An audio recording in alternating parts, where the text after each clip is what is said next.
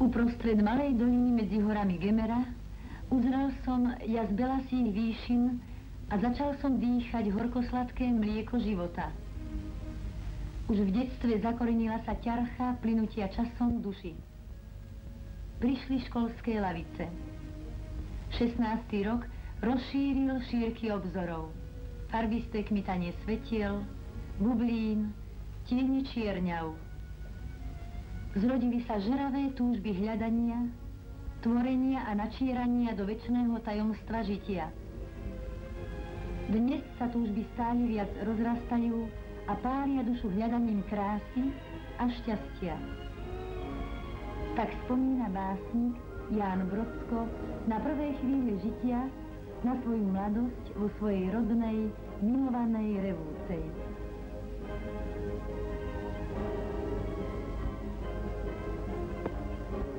Narodil sa 1. marca 1924 v Revúcej, v meste prvého slovenského gymnázia, v ktorom chudoba za prvej Československej republiky označila veľa robotníckych rodín. Od 4. roku jeho detstva ho vychovávala jeho matka a starší brat Gustáv.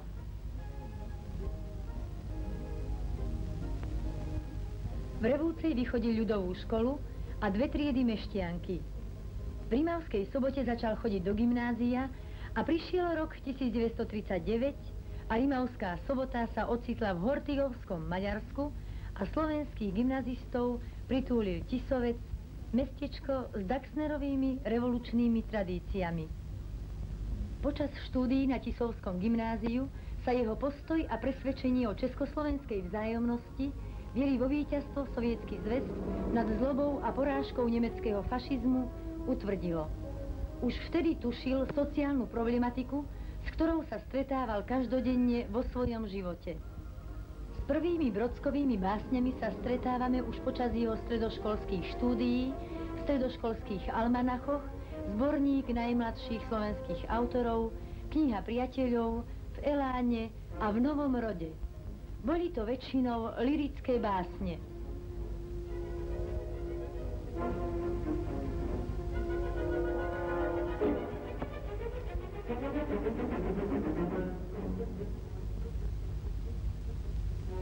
Po stredoškolských štúdiách odchádza študovať na právnickú fakultu do Bratislavy a jeho hlavným životným zmyslom sa mu stála literatúra a básne.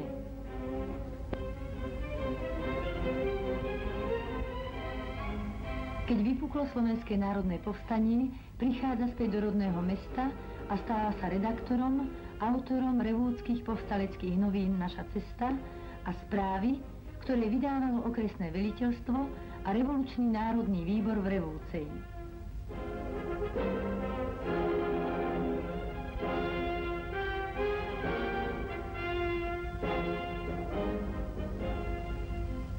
A nezabúdal, že je básnik. Tu, na Revúckom povstaleckom fronte, vznikli jeho najúdernejšie básne ako Ohlas, Moskva nadoblačná, Telgard, Chlieb každodenný partizánsky, Bratom Čechom, Partizán. Jeho básne vychádzali v časopise Naša cesta, ale aj v Pravde, v Bojovníkovi, v Čase, v Národných novinách pod pseudonymom Ján Rok, ktorý vznikol z jeho vlastného priezviska.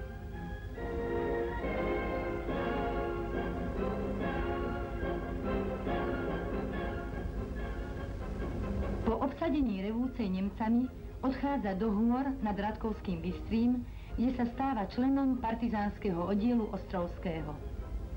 Noci pod holým nebom a ťažké bojové podmienky podlomili jeho zdravie.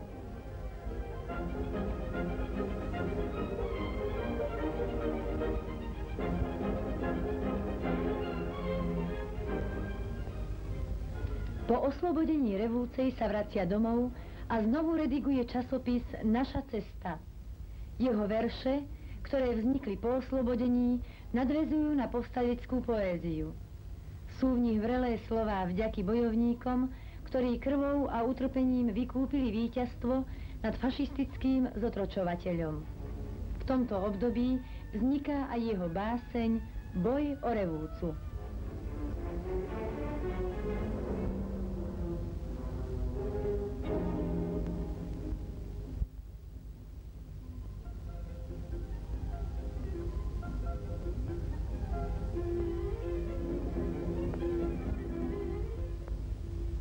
Deň jesenný sa zdvihol z hustých miel a vo svite stúpom trest pušiek zahrmel. Ohlásili poplach hrubé delá a vojakov našich hrstka smelá s útočníkom sa slítala. Od juhu zvielša vyšvenúca zápla. Práskajú zo šialino minomety a hviždia preklínané míny. Do dymu výstrelov zapadajú svety, hory v mlách i vyše, a výbuch ozvien píše básni tejto rímy. Guľomene skrotný, tanky, delá, nepriateľov posadlých stále blíž sa blížia. Lesy hučia a v meste frknú okenice, jak strela za strelou padá do ulice. Bráni sa, páli, strieľa tá hrstka naša smelá, lež z ňu z jelša vyženú sa divé záplavy.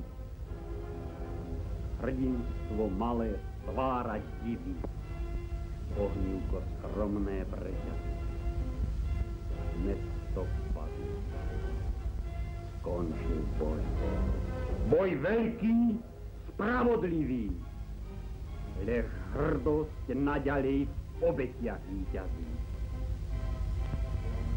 Ústup smutný. Pohovor poďme. S Bohom buď. Bohom mesto rodné. A keď deň černý po vás vyhasol, na duši zbudol iba bôľ.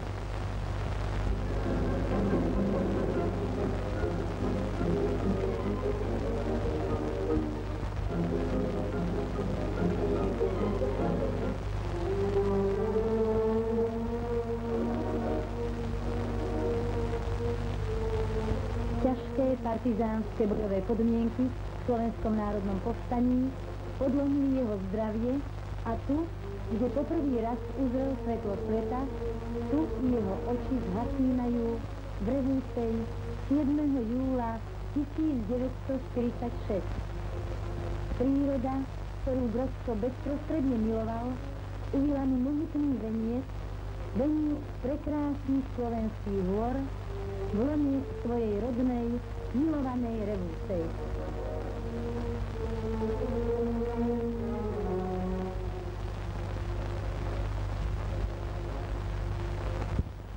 Keď zomrel, bolo mu sotva 22 rokov. Aká to veľká škoda pre národ stratiť takého syna. Z jemného lyrika sa stáva básnik, bojovník. Potvrdzujú to jeho početné básne, uverejňované v povstaleckých časopisoch, ktoré neskôr vyšli súborne v zbierke Ohlas, a tak sa splnili jeho túžby o súhrnné vydanie jeho básnickej tvorby, ktorej sa už nedožil. Ďalšia jeho zbierka, Vízie týchto nocí, ostala v rukopise. Janko Brodsko zomrel a jeho revolučná poézia sa navždy stala vzácnym dokumentom najslávnejšej histórie slovenského národa.